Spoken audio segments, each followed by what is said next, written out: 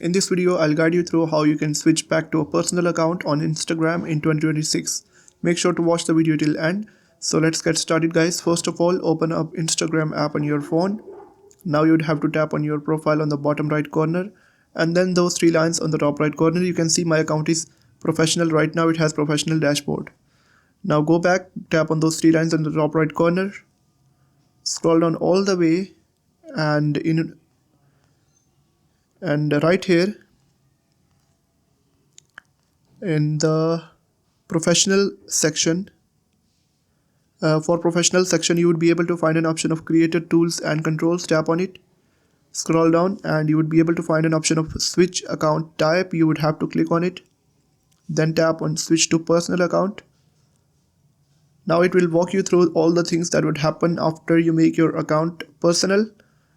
Tap on switch to personal. It will take some seconds to reload your profile, and now you can see the professional dashboard is removed, and now you have got access to a new option that you can once again make your account private or public, that whatever you want. Before, when you was on professional account, you was not able to make your account private, and now you can control that who you want to see your content and all that stuff.